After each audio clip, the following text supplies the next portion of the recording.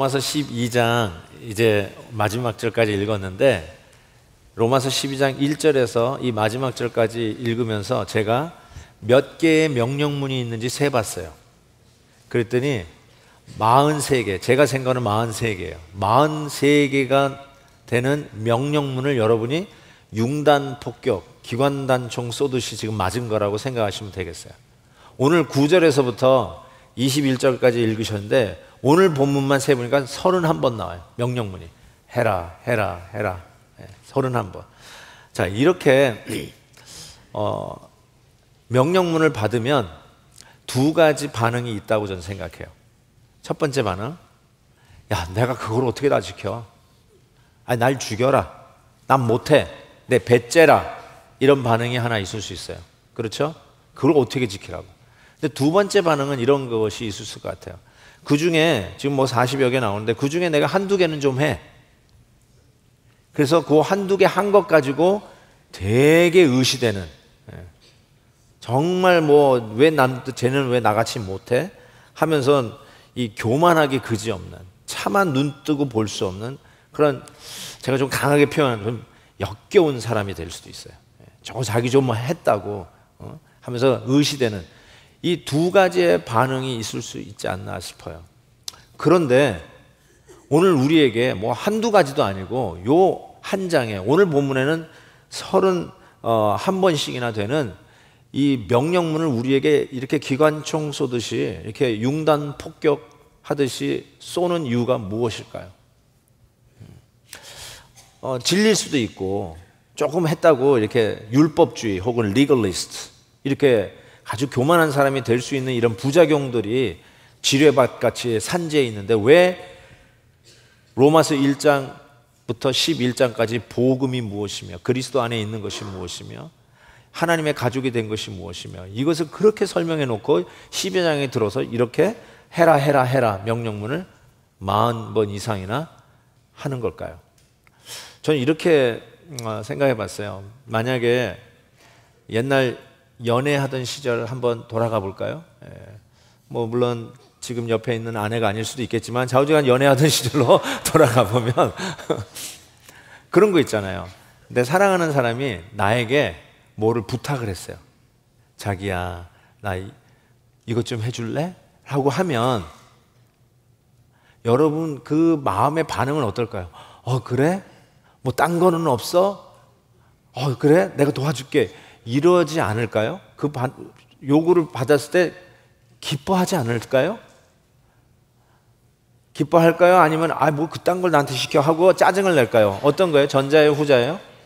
전자일 거예요. 전자일 거. 후자인지 전자인지 전혀 관심이 없는 분은 한 번도 연애를 아직도 못 해본 분이라고 저는 생각해요.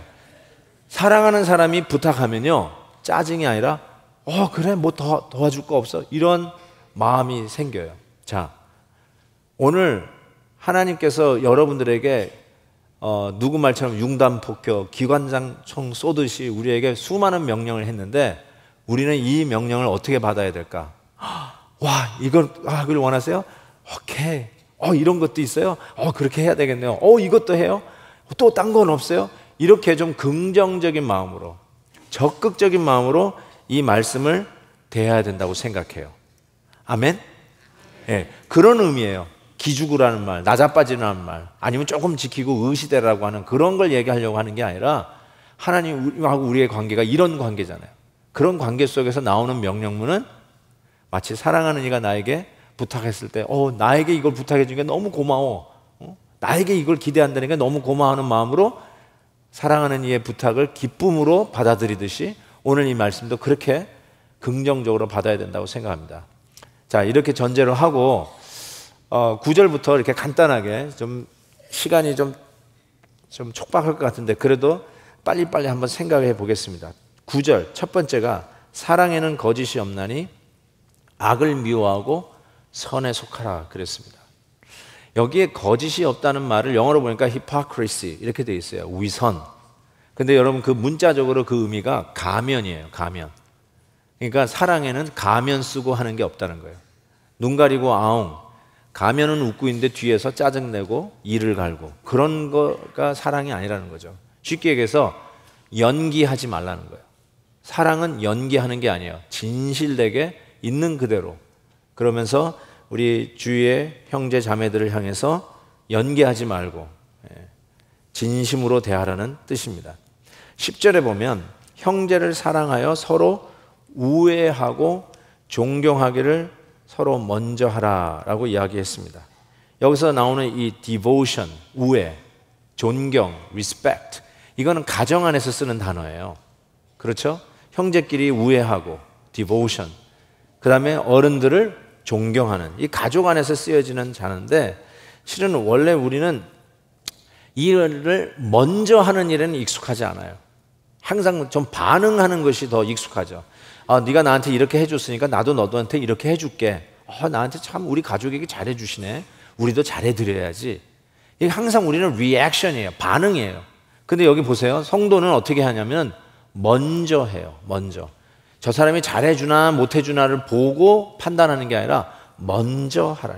이 가족의 안에서 하는 모습 아니에요? 그래서 우리는 본성상 센터 스테이지, 중앙 무대를 원해요. 우리는 본성상 사람의 갈채 속에 있기를 원해요. 우리는 본성상 1인자가 되기를 원해요. 그런데 오늘 이 말씀을 보면 먼저 하라. 이 말은 1인자가 아니라 2인자. 일부 때는 2인자 권사님이 계셔가지고 아주 재밌었는데 좌우지간 2인자가 되고요. 남을 먼저 중앙 무대에 세우라는 거예요. 여러분은 중앙 무대에 서지 않아도 되는 자유함을 가지고 형제들을 먼저 앞세우라. 이런 일을 먼저 하라는 거예요. 그리고 또 11절부터 나오는 말씀들, 부지런하여 게으르지 말고 소망 중에 즐거워하며 환난 중에 참으며 기도에 항상 있으며. 13절은 이렇게 되어 있어요. 성도들의 쓸 것을 공급하며 손 대접하기를 힘쓰라. 정말 너무나도 주옥 같은 말씀들이 지금 명령문으로 우리에게 와 닿기 시작해요. 정말 이래야 되지. 맞아, 이렇게 하는 거야. 이렇게 살아야 되겠다. 저는 이렇게 생각해 봤어요. 예수 믿기 전에는, 즉 새롭게 되기 전에는 돈을 사랑하고 사람을 이용합니다. 돈 때문에 어쩌면 사람을 이용하죠. 사용해요. 근데 새롭게 된 후, 예수 믿은 후에는 어떻게 변하냐면 돈을 사용하고 사람을 사랑합니다. 틀림없어요. 그래서 이 가치관이 변하고 생각이 renew mind, 생각을 새롭게 하게 되면 돈은 목적이 아니라 수단이 되고요. 사람이 우리의 목적이 돼요. 사람 사랑하는데 돈을 쓰는 것이지 사람을 이용해서 돈을 취하는 그런 어리석은 일을 하지 않게 되는 것이죠. 정말 내가 누구를 사랑하는지는 여러분이 베푸는 수준을 보면 알 수 있어요. 근데 성도를 대접하는데 그렇게 너그러워라. 우리 성도들은 너무너무나 큰 사랑 속에서 그런 사랑을 너그럽게 베풀 수 있는 자다. 그래서 성도를 가려서, 대접할 사람 가려서 하지 말고 정말 너그럽게 하라는 모습을 하고 있어요. 이것은 이제 우리 교회의 아름다운 모습 아니에요. 우리 교회 안에서 이런 일들이 있어져야 할 아주 너무너무나 멋있는 우리의 모습이라고 할 수 있어요. 그런데 14절부터는요 조금 대상이 바뀝니다. 14절부터는 교회 밖에 있는 사람을 어떻게 대할 것인가. 우리 예수 믿는 우리 크리스찬들이 이 세상에 나가서 살 때 예수 믿지 않는 이 사람들을 어떻게 대할 것인가. 특별히 반기독교적인 것, 교회 가는 사람을 그렇게 싫어하는 것. 내가 별로 잘못하는 것도 없는데 내가 교회 가는 걸 알아가지고 직장에서 자꾸 이렇게 손해보는 경우, 그렇게 나를 싫어하는 상사, 뭐 교회 가는 것도 그냥 뭐 조금만 교회에 문제가 되는 것들이 신문에 기사에 날면 교회 가는 것들 하면서 일부러 들으라고 막 우리 앞에서 떠드는 사람들, 아주 그런 사람들 앞에 우리가 어떻게 대해야 되는가. 이 부분에 대해서 14절부터 열거하는데 이거를 제가 세 가지로 나눠봤어요. 우리가 이 밖에 있는 세상 사람들을 어떻게 대해야 되는가. 특별히 반기독교적이고 반교회적이고 아주 내가 교회 가는 걸 아주 싫어하는 그런 사람들에게 어떻게 대해야 되는가. 크리스찬이라면 어떻게 되는가. 첫 번째로 크리스찬은 그들에게 저주가 아니라 복이 되라고 그랬어요. 참 이렇게 얘기해요. 14절 너희를 박해하는 자를 축복하라. 축복하고 저주하지 말라. 어떻게 이럴 수 있죠? 이게 크리스찬이 이 세상에 특별히 나를 심지어는 박해, 영어로 persecution, 핍박을 가해도 그들을 저주하지 말고 축복하라고. bless them. 축복하라고 얘기합니다. 어떻게 남에게 저주가 되지 아니하고 축복이 될 수 있을까? 이 축복하고 저주는요, 여러분 알다시피 언약 관계 속에서 나오는 단어들이에요. 하나님이 아브라함과 약속할 때 나오는 말이 너를 축복하는 자를 내가 축복하고 네가 저주하는 자를 내가 저주하겠다. 언약 관계 속에서 나오는 말들이에요. 아주 중요한 말이죠. 그런데 우리에게 그리스도인이 되고 예수 믿어 그 복을 받은 우리들은 우리 이웃을, 그들이 예수를 믿지 않아도 축복을 하는데, 심지어는 그들이 우리를 해되게 하고 우리를 손해를 끼치도, 우리를 핍박하고 힘들게 해도 그들을 축복하라, 이렇게 얘기해요. 자, 어떻게 할까요? 그 방법을 정확하게 제시했어요. 즐거워하는 자들과 함께 즐거워하고 우는 자들과 함께 울라, 이렇게 얘기했어요. 굉장히 간단해요. 쉬운 거는 아닌데 간단하게 얘기했어요. 어떻게 우리를 핍박하는 자를 축복하냐고요? 슬퍼하는 자하고 함께 슬퍼하고 즐거워하는 자하고 함께 즐거워하라.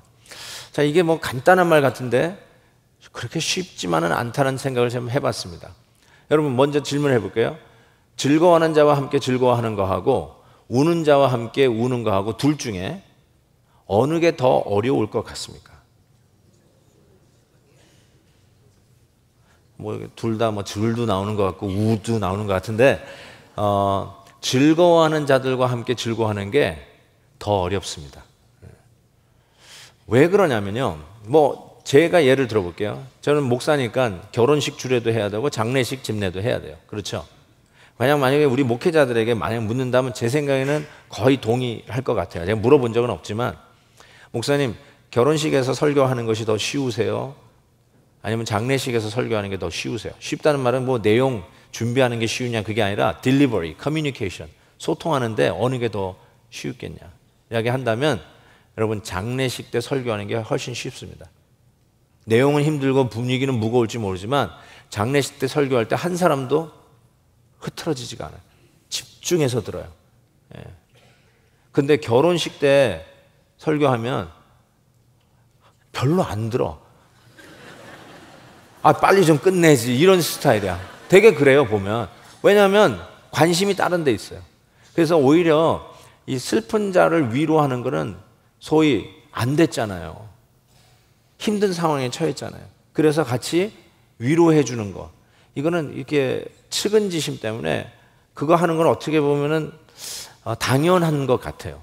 그런데 왜 즐거워하는 자와 함께 즐거워하는 것이 더 힘들다고 말하냐면, 실은 내가 없는 것을 그 사람이 갖게 되어서 즐거워하는 거 아니에요.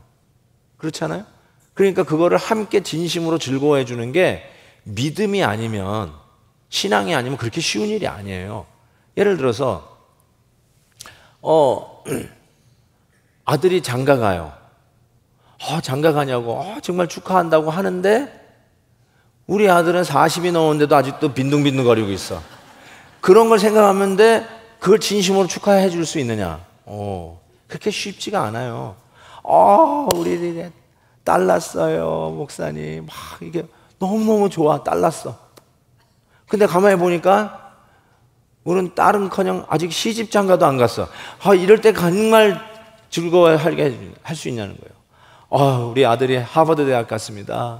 예일 대학 갔습니다. 정말 축하해 드립니다.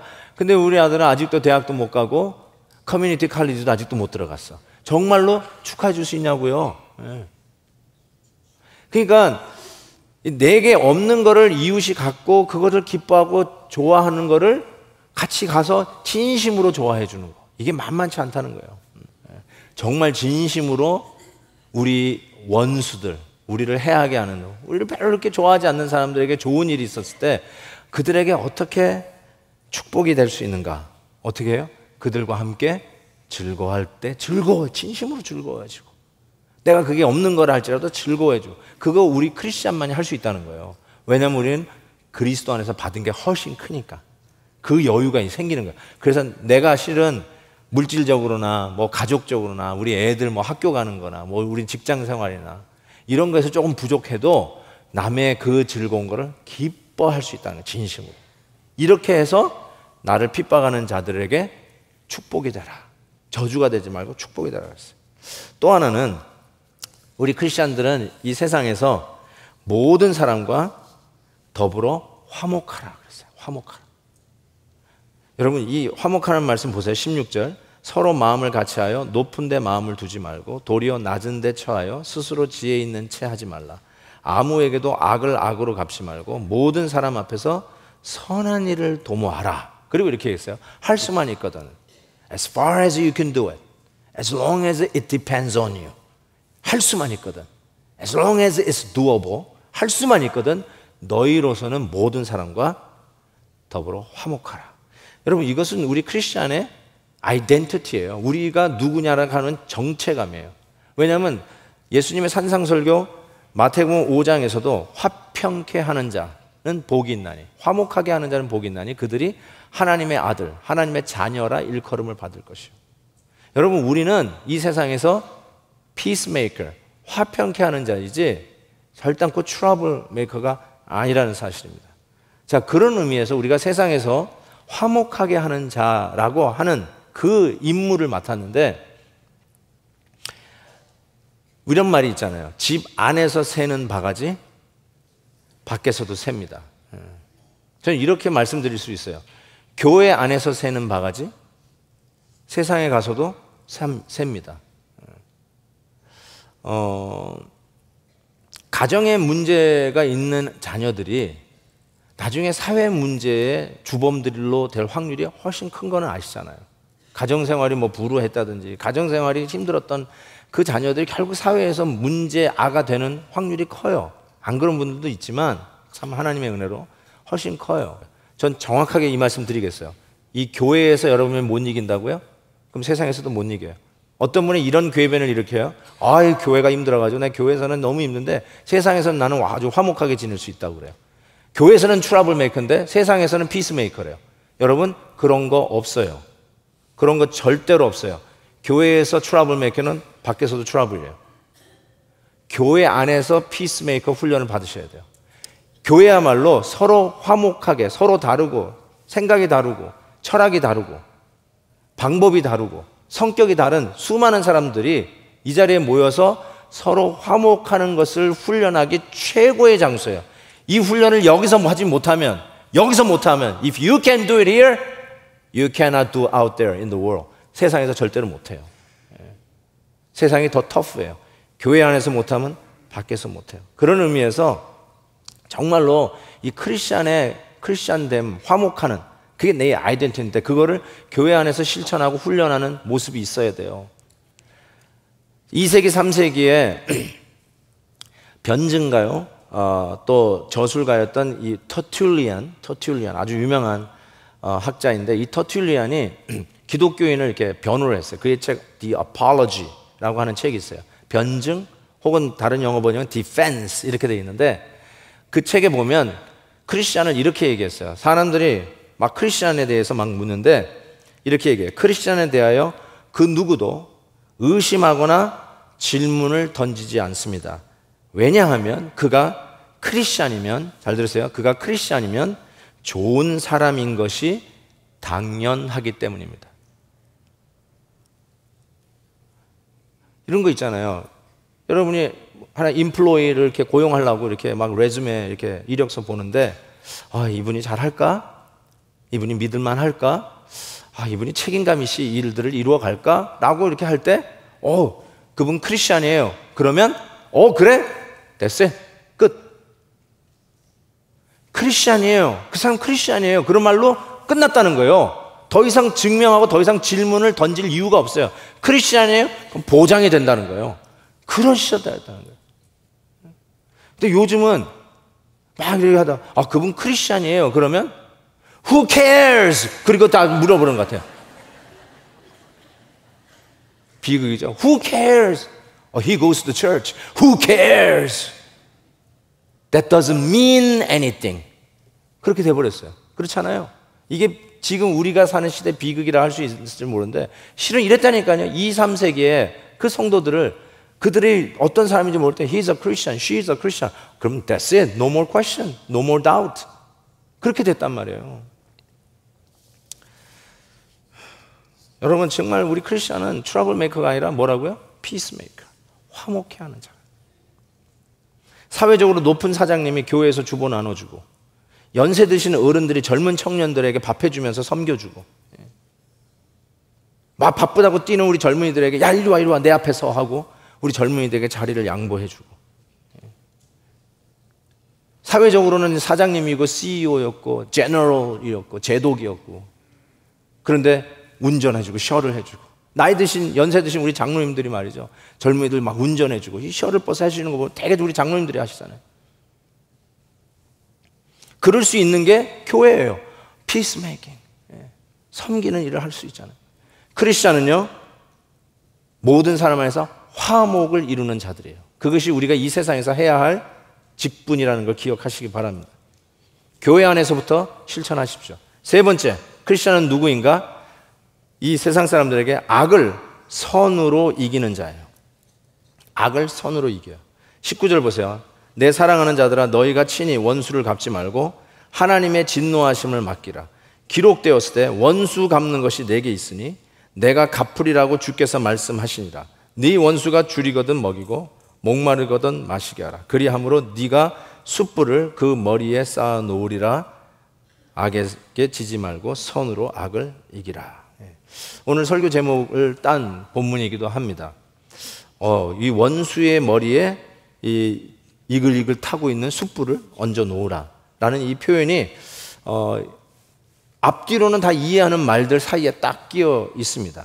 잘 무슨 말인지 모르는데 실은 이 말씀은 잠언 25장에 나와 있는 말씀이에요. 잠언 25장에도 아주 비슷하게 나와 있어요. 내 원수가 배고파하거든 음식을 먹이고 목말라 하거든 묵을 마시게 하라. 그리하는 것이 핀 숯을 그의 머리에 놓는 것과 일반이요 여호와께서 내게 갚아 주시리라.